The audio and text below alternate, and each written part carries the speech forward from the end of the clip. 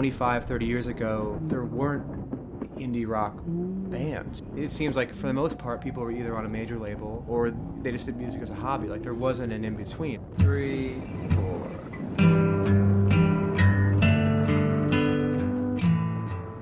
Through the 80s and into the 90s, there became a culture of independent music. The advent of the internet and the ability for bands like us and any other band that's out there playing music to be able to promote themselves via word of mouth is astounding. I mean, it's amazing to think how difficult booking a tour would be like 10 years ago. Not even to mention 20 years ago for a band that didn't have like a major record label, like having to call and write letters and try to get shows. I mean, bands can sell hundreds of thousands of records and be on an independent label. I mean, the culture is just kind of, I feel like, really started thriving in a way it really hadn't ever before in the last 5-6 years. This is the sound of settling. Ba-ba, ba-ba, ba-ba. This is the sound of settling. Ba-ba, ba-ba, ha.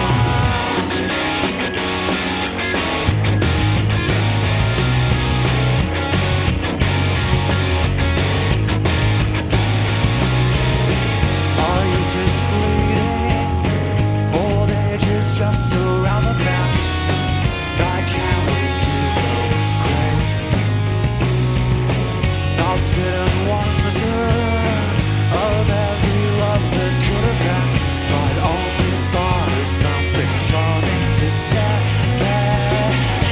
Ba-ba, this is the sound of settling. Ba-ba, ba-ba, ba-ba. This is the sound of settling. Ba-ba, ba-ba. Ba-ba. This is the sound of settling. Ba-ba, ba-ba. Ba-ba. This is the sound of settling. Ba-ba, ba-ba. I've got a hunger twisting my stomach, it's enough. Before I leave on a tour, like the week before we're going, which is now, I can't concentrate on anything. I can't read a book. I can't sit down. I can't, I'm literally packing my bags days before we have to leave just because I'm so excited just to get out there and have a trip. But then as soon as we get into a tour, by the end of it, you just want to get home so bad and you just want to not be in a rock club every night. You just don't want to be playing these songs anymore. You want to just be at home and just kind of get away from everything that is rock and roll for a while and kind of feel like a normal person. But then once I start feeling like a normal person, I have that itch to go back on the road again. So it's just kind of ebb and flow. It's the bane of my existence, so to speak.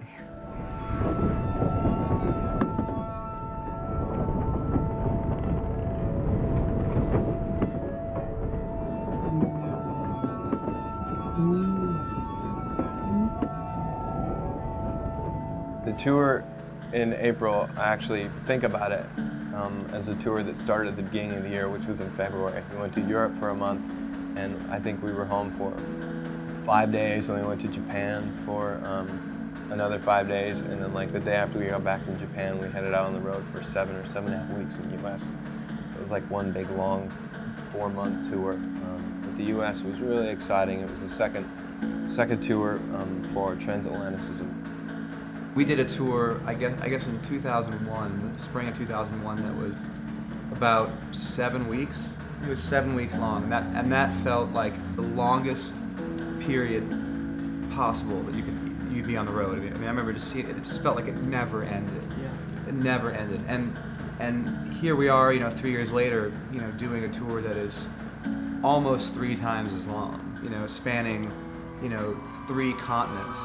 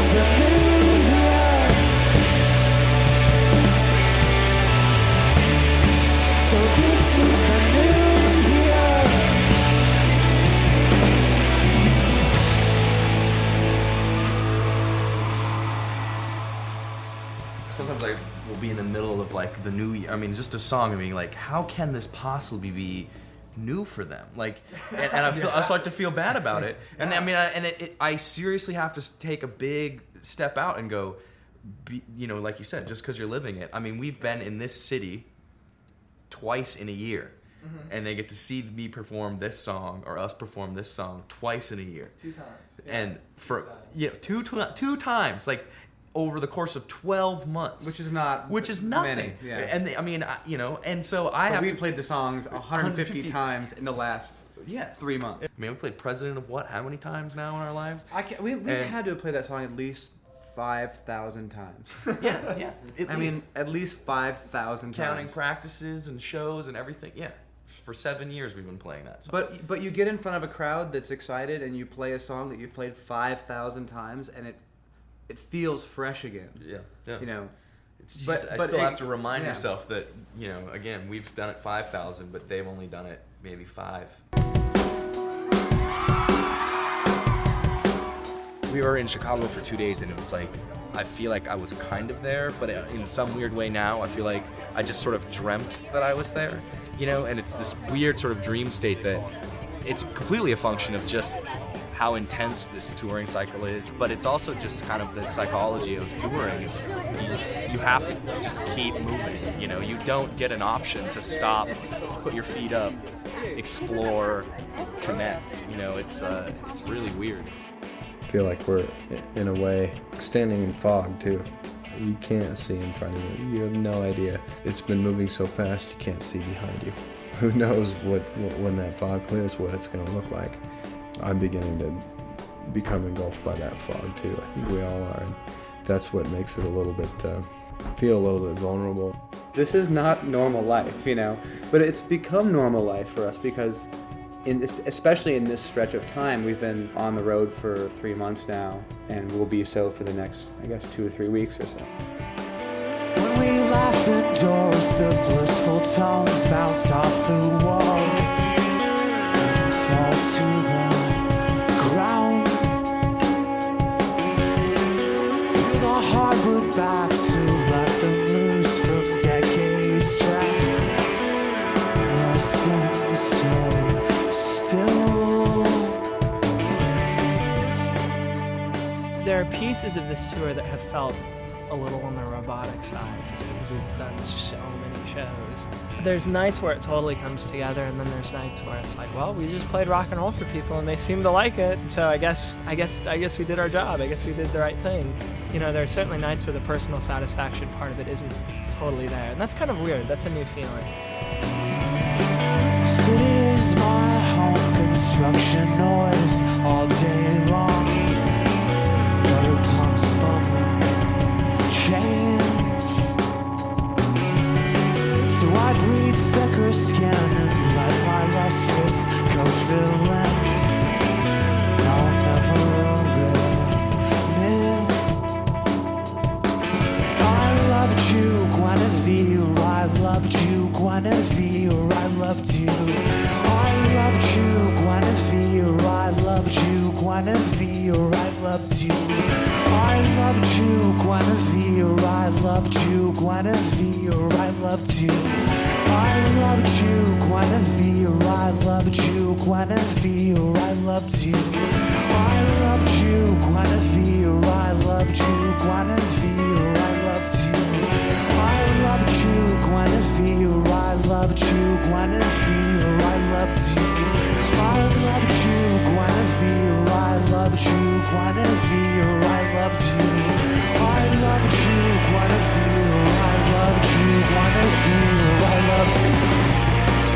I've always fallen fast, but too much trust in the promising, and no one's ever been here.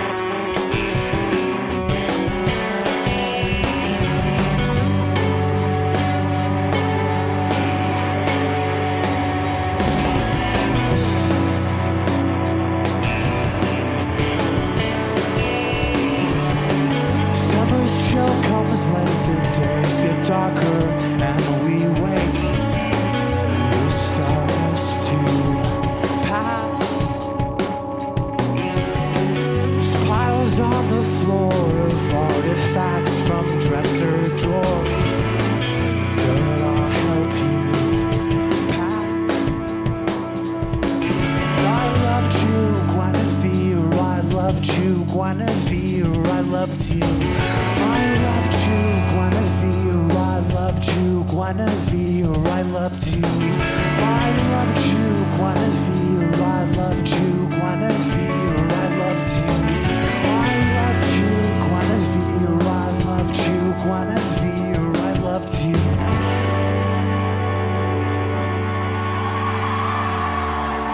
Thank you very much.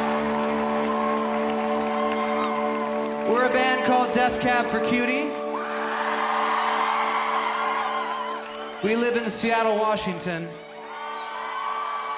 Thank you very much for coming out and spending your night with us and Ben Queller and Centromatic. And most importantly, sticking around. I don't think I'd ever want to get to a point with this band where nobody made a mistake over the course of an evening, you know? I mean, I think that making mistakes on stage can have, you know, really kind of beautiful results when they lead into something else, or, you know, I mean, I think some of the best kind of staples of the way the set flows now have come out of mistakes that we've made on stage. Totally. I think there's something really exciting about seeing a band that you're as much there to hear the songs, but you're you know, you're kind of listening for every little kind of nuance in the set, that things are, that every little wrong note that somehow is a wrong note, but it's still placed in a place that, you know, that works, you know, in a weird kind of way. And there's an excitement in a live show that, you know, I think the Dismemberment Plan were a perfect example of that. Like, I mean, every night those guys were sloppy and making mistakes, but I couldn't wait to hear what happened next, because it was just chaos.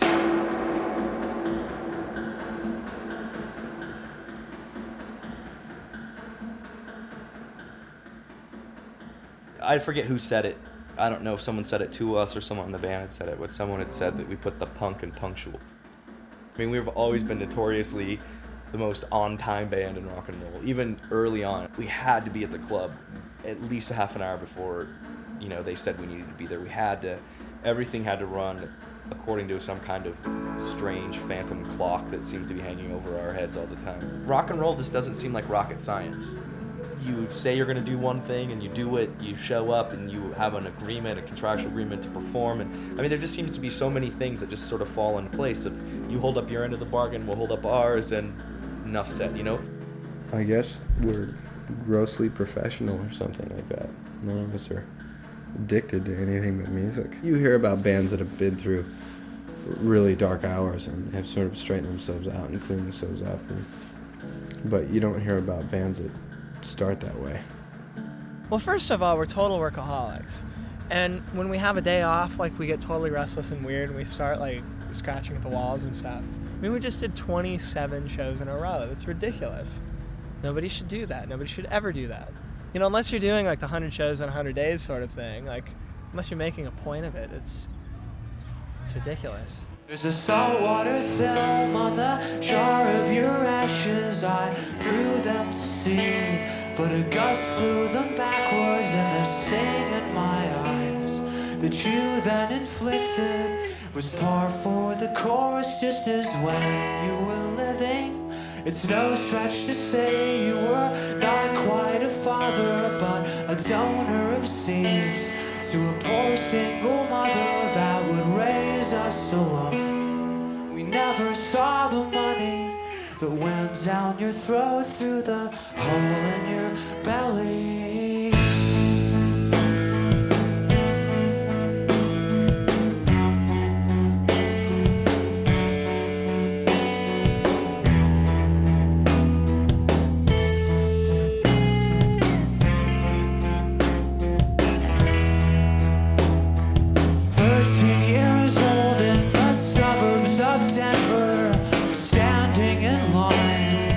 Thanksgiving dinner at the Catholic Church.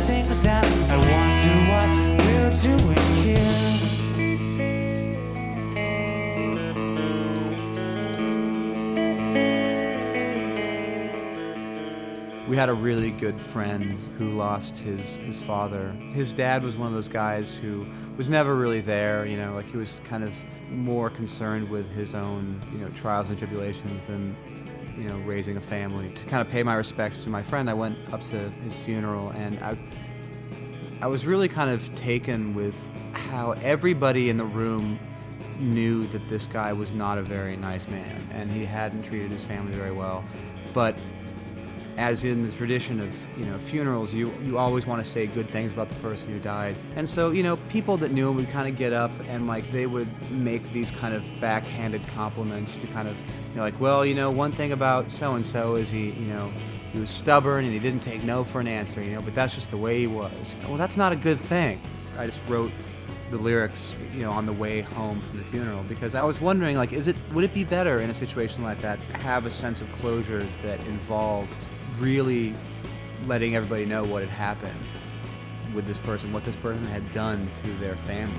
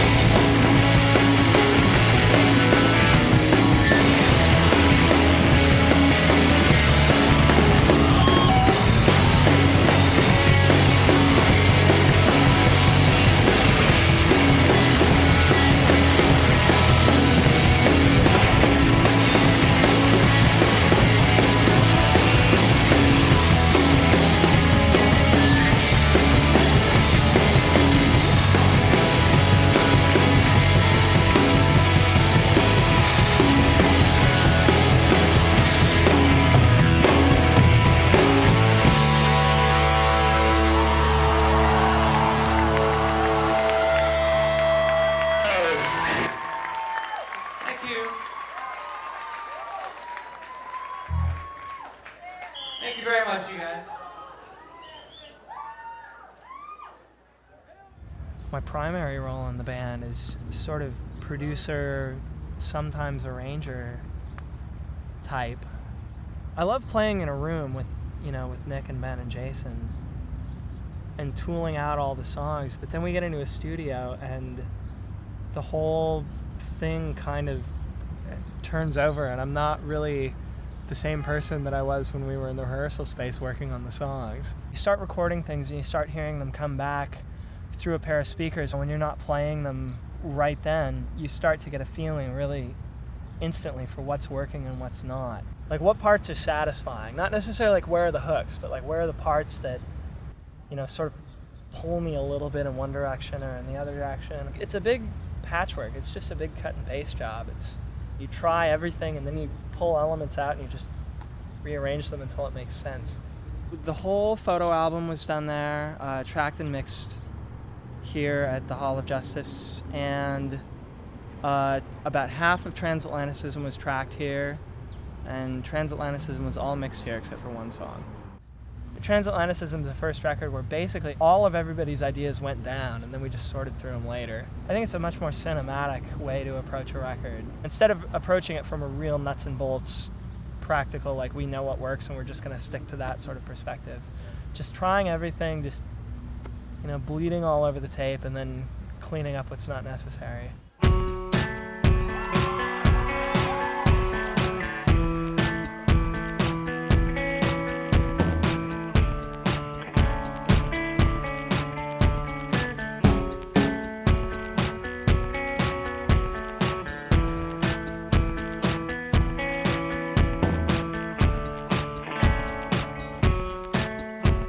glove compartments isn't accurately named.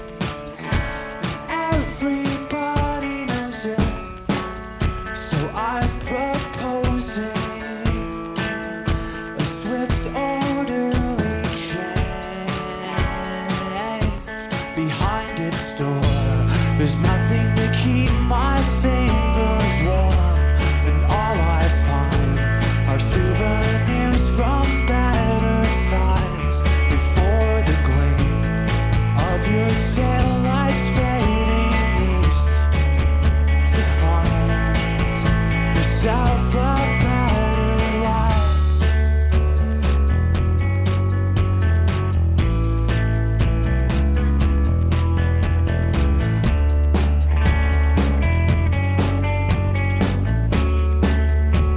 I was searching for some legal documents.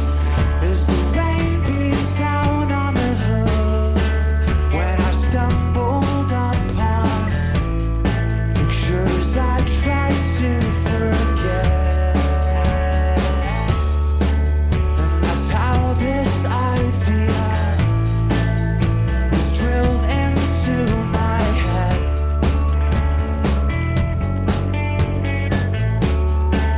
This is too important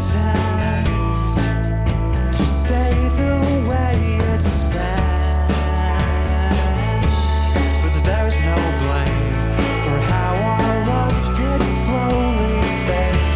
And now that it's gone, it's like it wasn't there at all. And here I rest, where disappointment and regret collide, lying awake at night.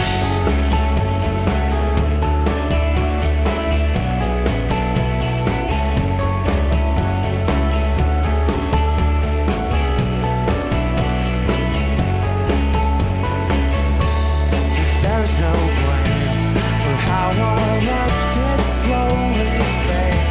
And now that it's gone, it's like it wasn't there at all. And here I rest, where disappointment and regret collide, lying awake at night, all night, when I'm lying awake at night.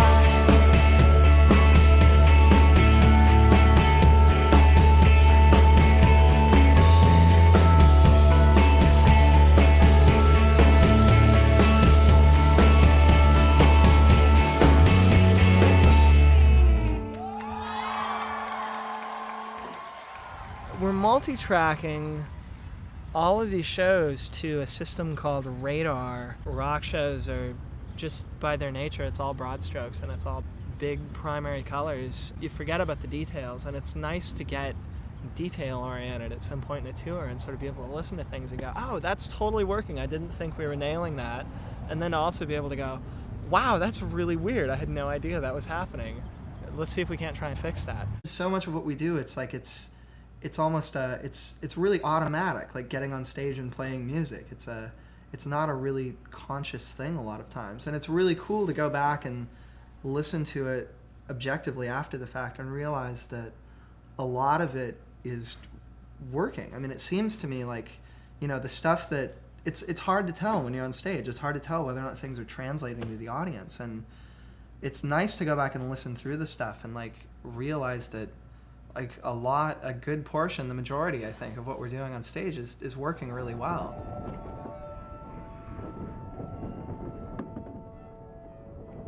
We all are nerds and dorks in our own sort of way. Like, I'll never forget this story once where I was with Ben, and I was really excited about the Lord of the Rings movie that just had come out. I'd seen it. I was like, Ben, you gotta go see it. It's so awesome. It's so great. And Ben said, you know, I'm never gonna go see Lord of the Rings. And you know why? Because Lord of the Rings is for dorks. And then he paused, and then he said, who wants to come over to my house and watch some Woody Allen movies? You know, this is a really unusual room here that we're playing in. I feel like we're playing in like a set from the movie Brazil or something like that. Like there's no reason there should be a rock stage in this room. but it's very nice. It's a little eerie, actually. I think if there was like a big disco ball like hanging down there, that'd make it.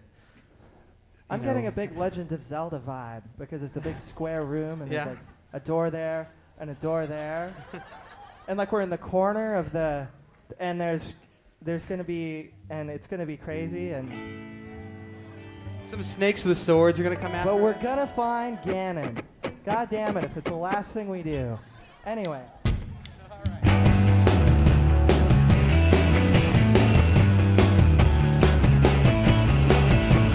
I'll take the best of your bad names and dress them up to make a better you. 'Cause all the company calls them out to one paycheck. I squeeze it hard through my fingertip, but I type too slow to make expressions stick. And it's like TV without microchip. Your sides just how this party wine, 'cause that's so fun. Your sides just how this rock shrine, 'cause that's so fun.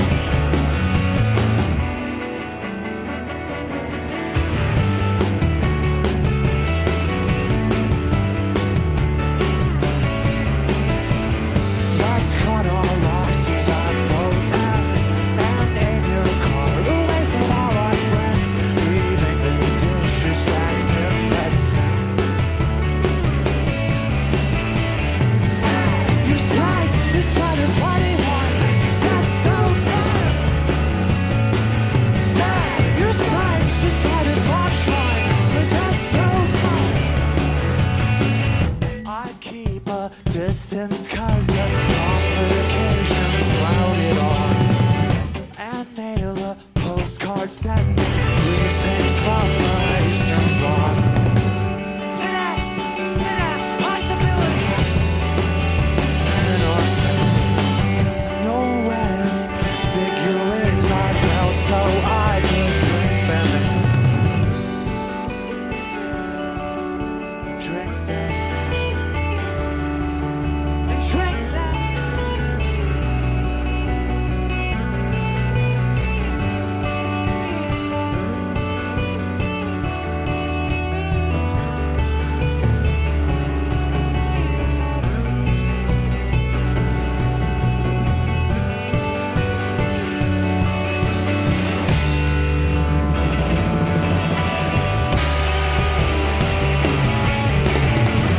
I'll take the best of your bad news and dress them up to make a better you.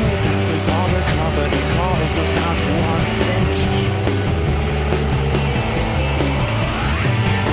Your sides just try this party wine, 'cause that's so fun. Your sides just try this hot shrine, 'cause that's so fun. Your sides just try this party wine, 'cause that's so fun. Your sides just try this hot shrine, 'cause that's so fun.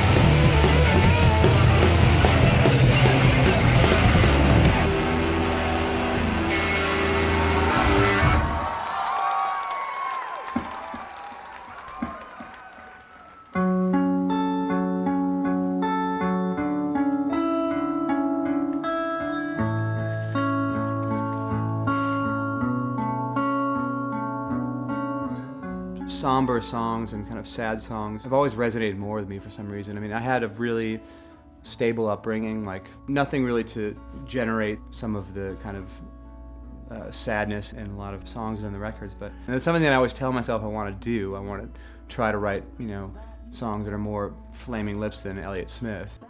It's been really difficult to do, and I don't know if that's because I just don't have that ability built into me, or if I just have been writing in a certain voice for so long that I can't write anything else. Maybe it's because I make music and I write songs that tend to be of a personal nature, and a lot of them are about people in my life, that some are still in my life, some aren't. In some ways, I think those are far better than anything a photograph could ever capture, because they're remembered the way I want to remember them. The girl that song X was written about is far more beautiful in the song than she is in real life. And that's a nice way to remember somebody that you once had contact with.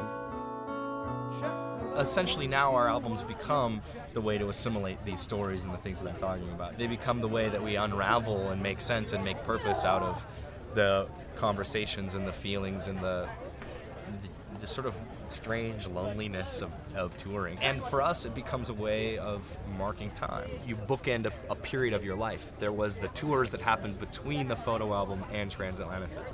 There was what happened and the people that I met between We Have the Facts for Voting Yes and the photo album. And they become these chapter stops, and they allow you to sort of feel progress. They allow you to feel time passing, and not necessarily feel it, but mark it in some way. Tiny Vessels is probably the most kind of vicious song that I've ever written. In fact, I think I can safely say it is the most vicious song I've ever written. Kind of all of us in certain different ways, you know, we're like, you know, Ben, do you want this song to be on the record? I mean, you realize this could make you sound like the biggest asshole of all time, you know? I mean, listen to these lyrics. They're not nice at all.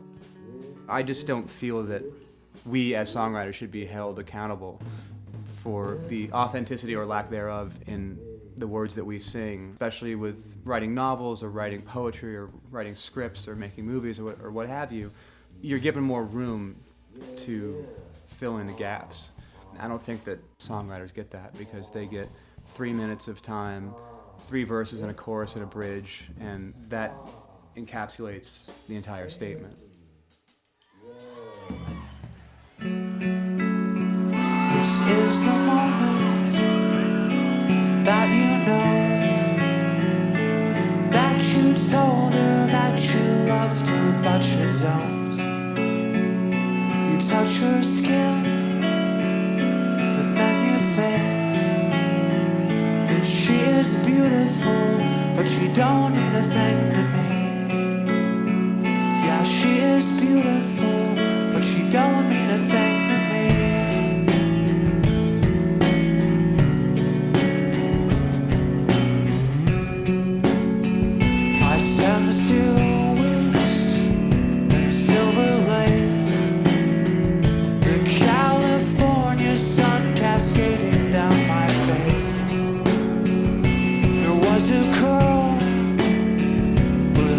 Brown streaks, and she was beautiful, but she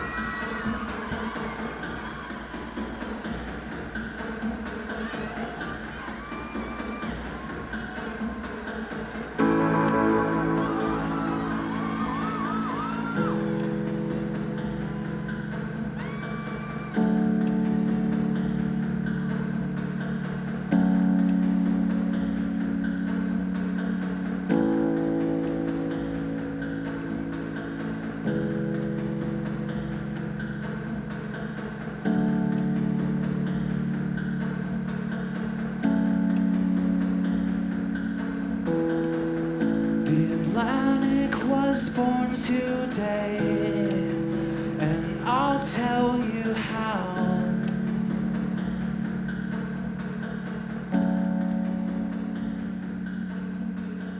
The clouds above opens up and let it out. If somebody would have told me that we would be on a tour bus 6 years ago, I would have been like, are you fucking kidding me? There's no way we're ever going to be on a tour bus, let alone be playing shows big enough to warrant having a vehicle that would have to get us there at 1 or 2 in the afternoon to get ready for these shows. That's crazy. I mean, 6 years ago, we were in a van that you couldn't drive faster than 60 miles an hour or the belts would break.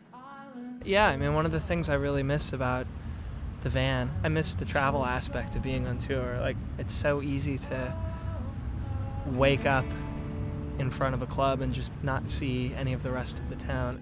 I wasn't sure how people were going to react to a huge behemoth vehicle parked in front of rock clubs where there once was a van, but it seemed to have went over okay, and I think it's made the shows a lot better. I mean, there's something to be said about being able to get 8 hours of sleep at night and not have to have it be 2 in the morning and be like driving around rural St. Louis trying to find a hotel because every hotel is booked because the county fair is in town, which has happened before. Because when you're in a bus, the driver drives at night and you wake up and you're in a different place. So the bus is kind of nice, but the bus is also kind of a cocoon. It's really easy to just go from the bus to the stage. It's comfy though. You gotta learn how to sleep in it though. Usually like this. I do miss like the camaraderie that happens when it's, 4 or 5 people just in a van, getting up in the morning, having breakfast together, getting in the van and driving to the next show, doing the show, and then going back to a hotel and staying. And seeing the road kind of pass by is something that I miss to a certain extent. However, I've seen all the stretches of road so many times over the 5 years of van tours that I don't think I need to stop at the grocery store in Fort Stockton, Texas that we've stopped at 8 times because I know that there's nothing good to eat there because I've been there 8 times.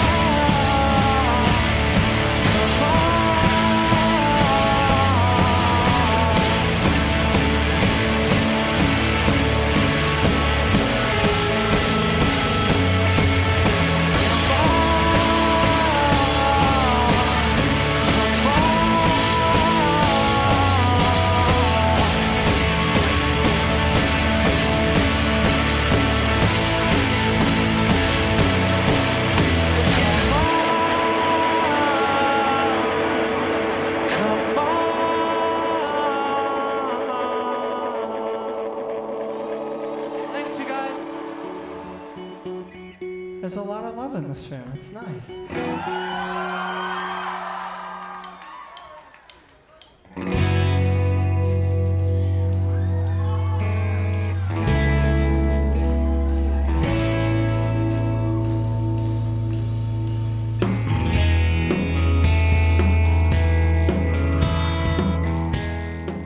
Most of the big cities, we're playing for over 1,000 people in the big cities in a night. Some of those are even multiple night rooms, like in like the Vic in Chicago, or 3 nights at Irving, or 2 nights at the Fillmore, things like that.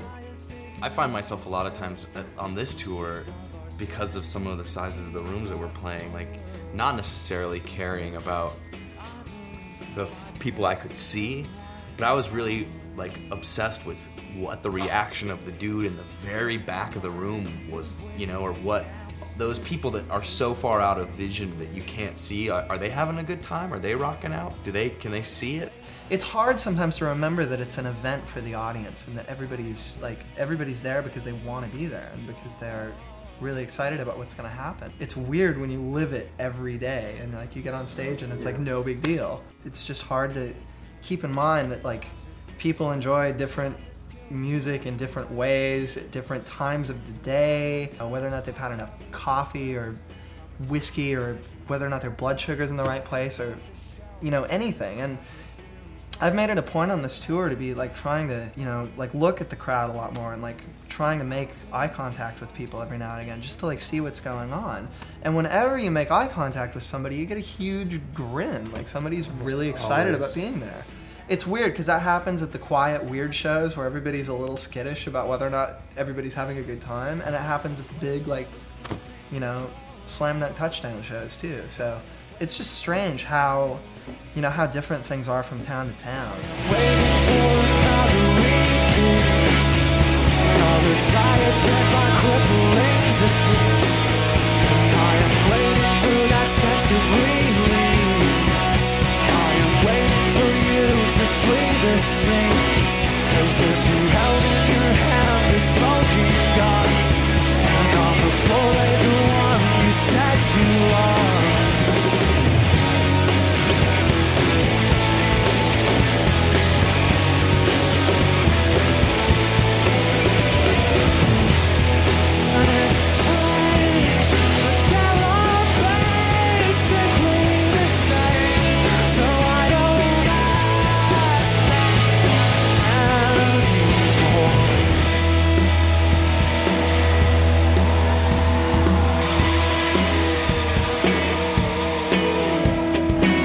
I think this cycle never ends. We slide from top to bottom, then we turn and climb again. And it seems by the time that I have figured what it's worth, the squeaking of our skin against the steel has gotten worse. The squeaking of our skin against the steel has gotten worse. The squeaking of our skin against the steel has gotten worse.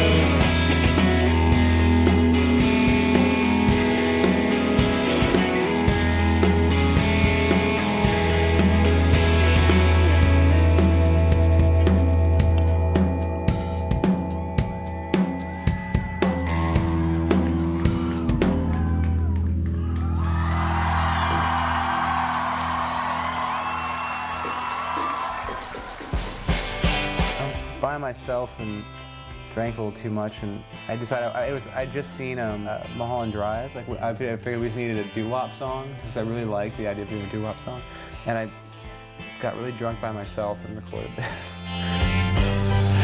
Darling, please don't go. The night is young and we're in love, you know. We'll undress and talk in tongues till dawn. So darling, please don't you go. Sha-la-la.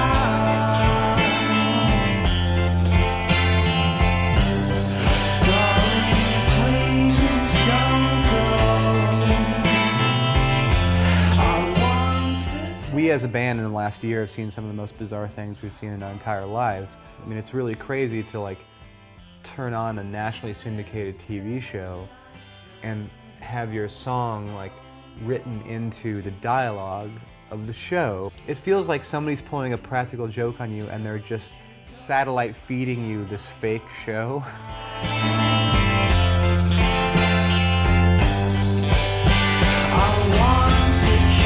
You, I insist you must stay the night. So try to forget there's such a thing as regret. Please just do what's right. I've wanted you since before we spoke, and I don't want to be the butt of a joke. So if you would just cancel your plans, we could make sweet romance, darling.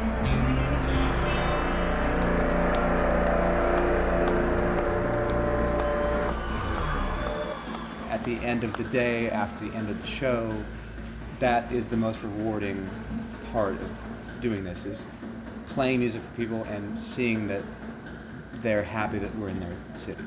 No matter how tired I've ever been on tour or how burned out on the road I've ever been, that feeling of playing in front of people after driving all day or getting 3 hours of sleep and having a great crowd that's really responsive to what we're doing will kind of blow all of the negative things about touring just out of the water. And at the end of the night, you'll be like, this is why we're out here, this is great. But the flip side of that is there's nights when you're tired and you're burned out and you have a shitty show and you're like, what the fuck am I doing out here? You know, like, God, I'm fucking exhausted. What are we doing? It's very much of an emotional roller coaster.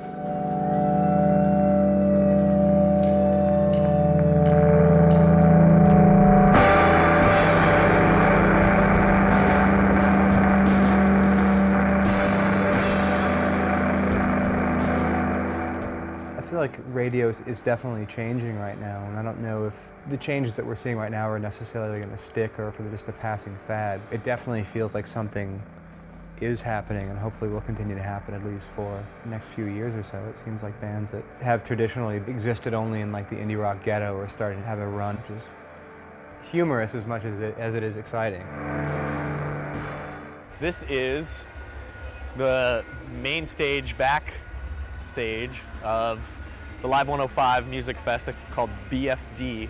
We have yet to sort of figure out what exactly BFD means. We've had our guesses, however.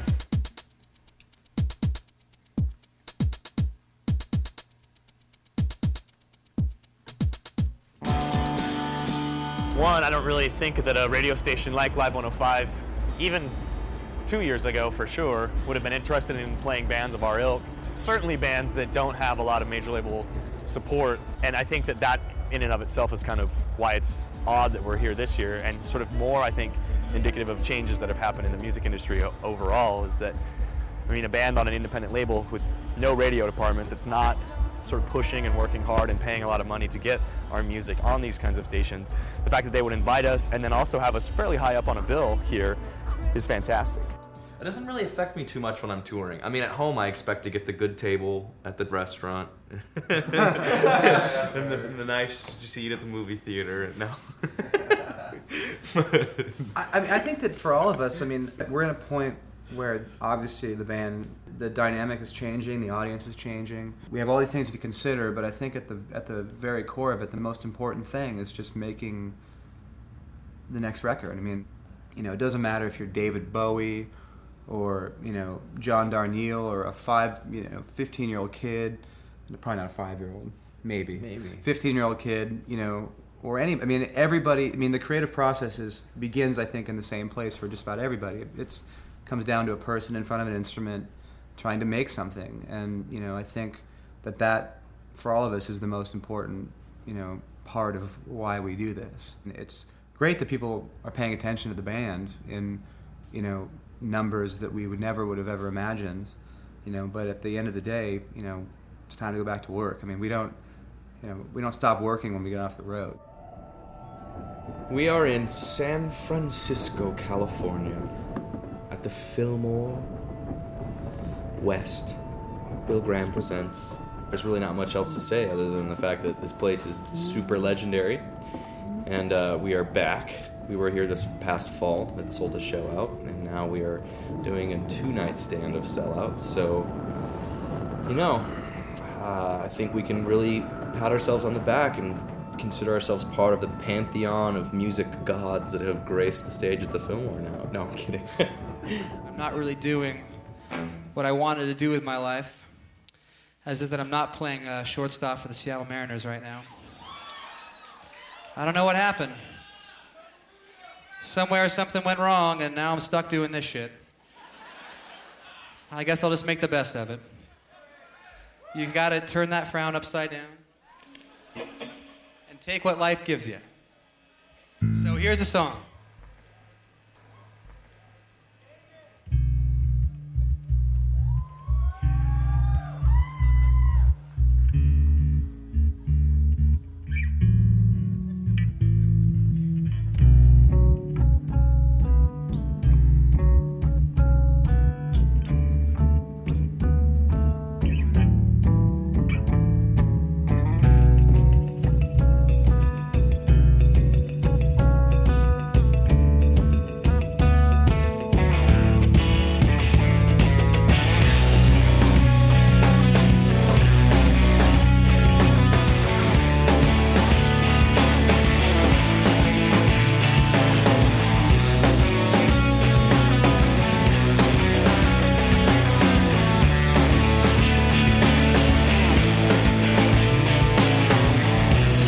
The daylight, the sugary smell of springtime, remembering when you were mine in a still suburban town. When every Thursday I'd brave those mountain passes, and you'd skip your early classes, and we'd learn how our bodies work.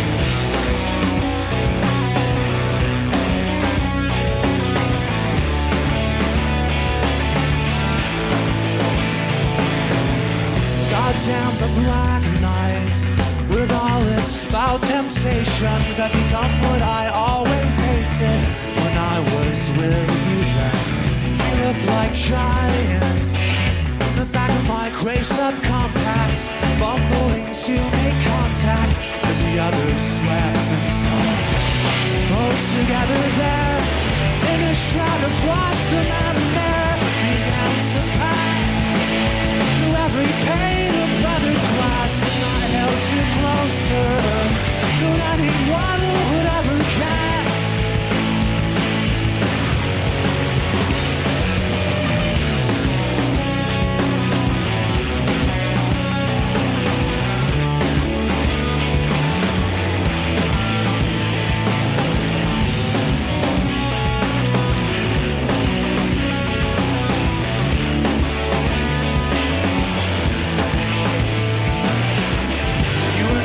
JAMC, reading love from magazine. I don't know about you, but I swear on my name they could smell it on me. I've never been too good with secrets.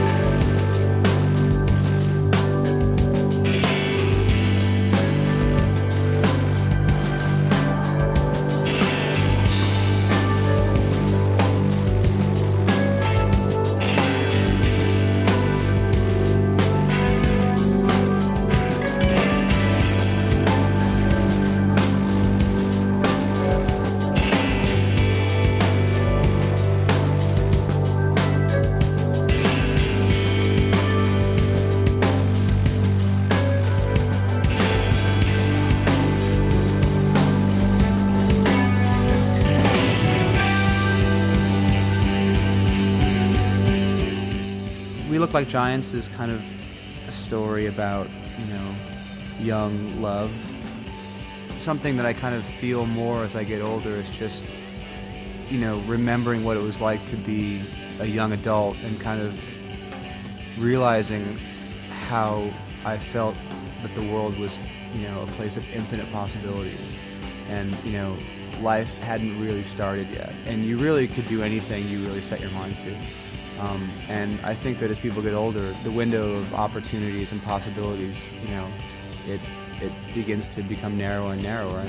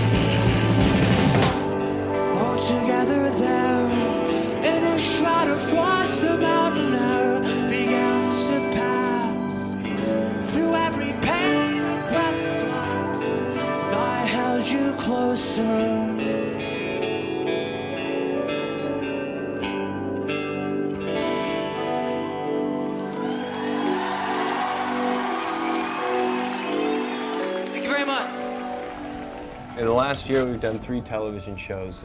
We've done Craig Kilborn, we've done Carson Daly, and we've done John McEnroe. I honestly didn't know there was a John McEnroe show until I heard that we were going to be playing on the show, but it was probably the funnest for me because Johnny Mac, as they call him, turned out to be a guitar player. So he wanted to jam with us, and we learned one of his songs, and it was all right. It was pretty rocking, and so we did our tune. We did title and registration for the show that night. But then McEnroe had the idea that he wanted to put his guitar on and have us play his song while they rolled credits, and he thanked the guests.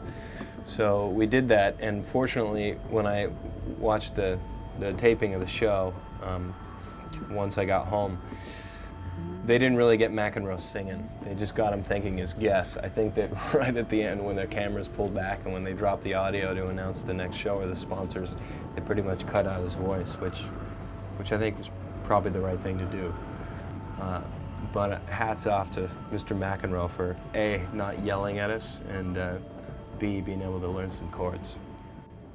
I never thought when we started doing this band that it would really last very long in the first place, let alone get us to a point where we're able to kind of be adults and play rock and roll at the same time. You know, we can be adults but also live in this state of arrested development that rock and roll kind of keeps you in as long as you do it. So in about a week, we are going to be signing a record contract with Atlantic Records, which is both very exciting and terrifying all at the same time. We never set out to try to be like the biggest band in the world, and it's not really anything that I think we necessarily want or would strive for. At the very core of our decision is the ambition and the drive just to set a new bar for ourselves. There is creative ambition, and then there is ambition to kind of be recognized for what you're doing. And you know, I would be lying to you if I said that I didn't want as many people as possible to like what we do. We've found ourselves in the very unusual position in which we're happy, Barstook Records is happy, and everybody that's in our surrounding family that's been working with us for the last 7 years now is all being taken care of, in part because of this record contract.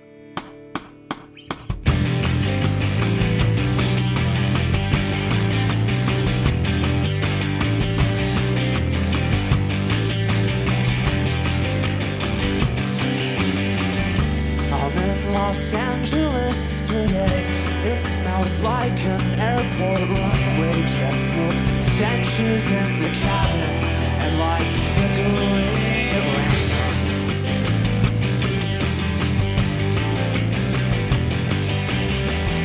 I'm in Los Angeles today.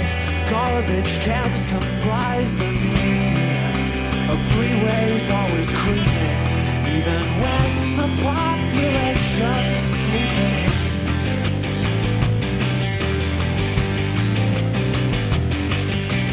I can't see why you want to live here.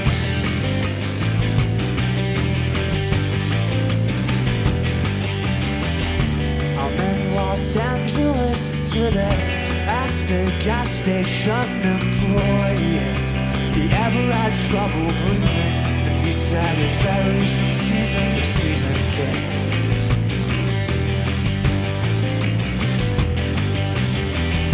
It's where our best are on display. Motion picture actors' houses maps are never ever current. So save your film at $15.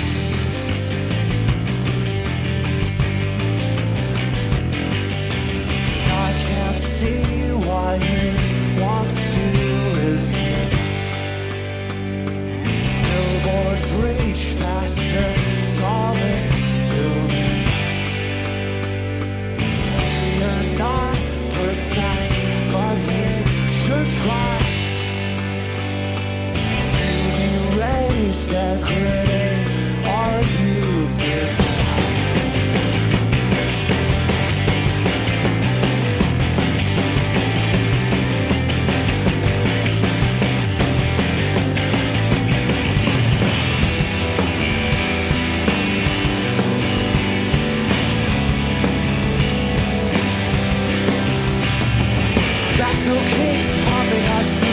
Styrofoam Plates in the belly of the beast that is California.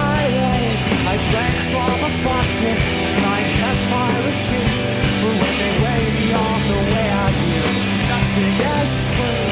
On the Greyhound keep coming, something locusts into the streets till the gutters overflow and Los Angeles thing.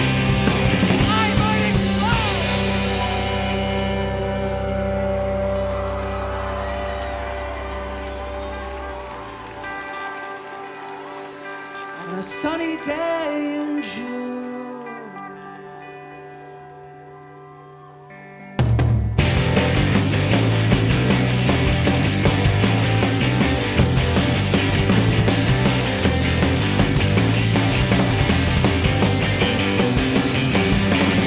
and it's a lovely summer's day. I can almost see the skyline through a thickening shroud of egos. Is this the city of angels and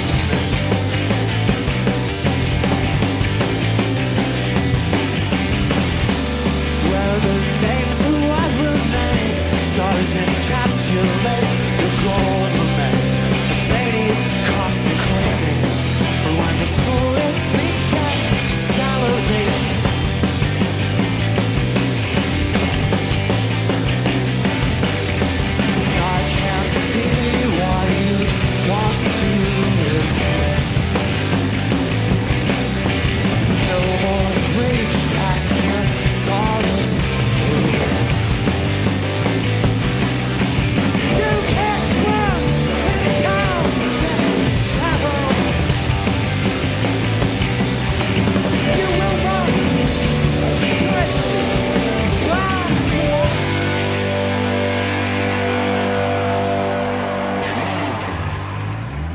hope that you guys don't take that song personally.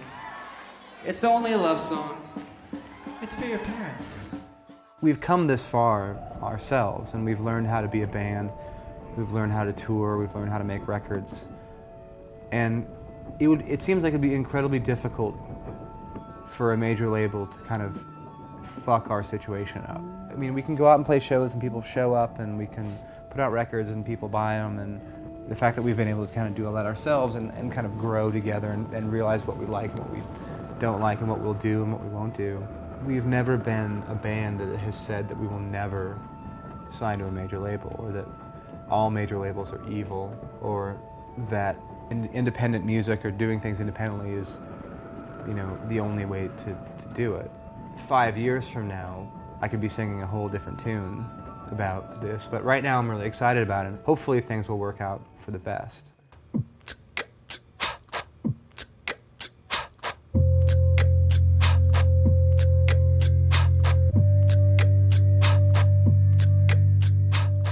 We've been on tour so long now that, in a strange way, this is kind of all I know right now. I know I have a stack of bills at home, and I have a wonderful person to go home to, and I have all these things that I need to get home and do. In a weird way, that's kind of terrifying, because being on tour, it boils life down to the essentials. There's a part of me, with every tour that I go on, I don't want to get off tour, because as soon as I get home, I'm going to have all these things to deal with that are very much a part of, you know, the day-to-day routine of being an adult in America. Part of me never wants to get off tour, because I can kind of control this little tiny world that we live in when we're driving around in a van or a bus or a car, and it's strange. Right now, we're at the corner of Fairview and Denny, and we are, I just cleaned out all my stuff from the bus, and it was a little bit of an excavation process. And now we're headed to Glazer's so I can buy batteries and film for the Polaroid cameras. And then I'm gonna get the window replaced because the window's busted out of the back, thanks to some vandal on University between 1st and 2nd. And then we're gonna go to the studio, and then I'm gonna play a rock show. It took me 3 tries to figure out which one was my front door key. I had an idea of making a tour laminate for me while I'm at home, because we were touring so much that, I mean, when we were at home for the 2-month break, but then now it's, I mean, we're almost off the road as much as we're on the road, so it seems kind of fun to have an just make one that says, to make one that says Nick All Access, and on the back it has the dates that I'm at home on it. Because, I mean, they're May 10th, Seattle. May 11th, Seattle. Yeah, exactly. And Are you gonna make T-shirts too? Yeah, I could, you know. May 12th, TBA. Yeah, Hasn't been booked yet. hasn't been booked yet. But then May 21st, in L.A. You know, I mean, it's like, you know, I mean, it's kind of fun to just. I did it. I mean, again, as more of a joke, but then sort of the serious side of it sort of sunk in when I was like, wait a minute, if I could have a tour laminate for time at home, that means we tour a lot.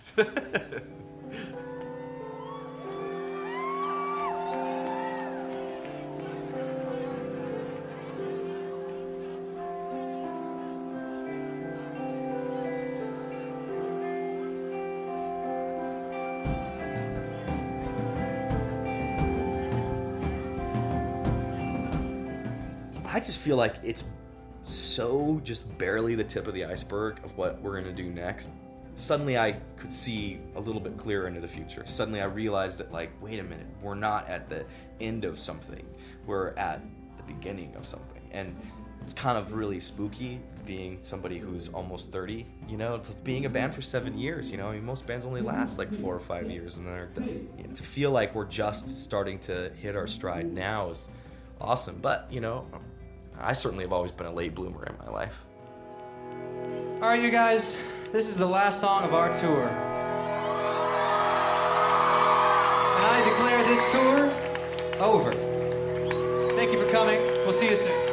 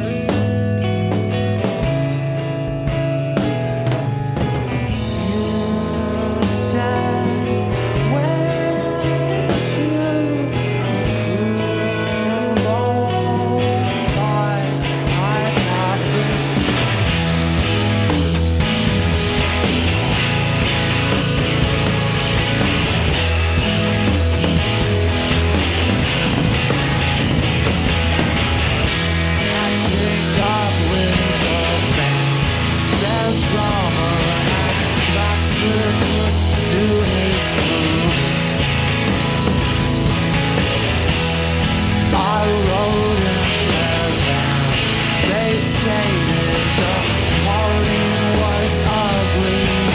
Got him to see.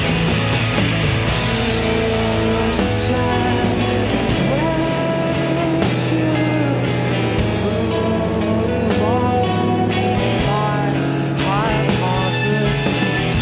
You said, "Well, you prove all my hypotheses."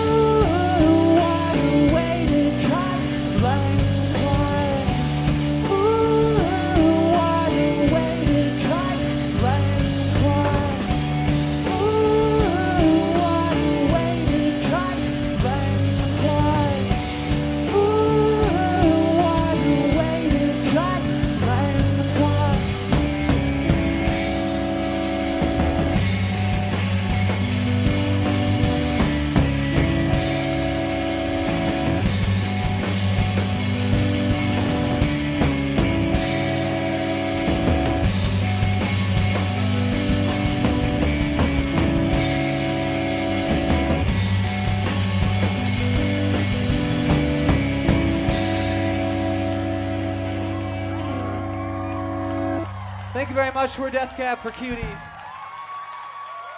We live here in Seattle. We've been gone for about 3 months. And it feels so good to be home. I can't even express.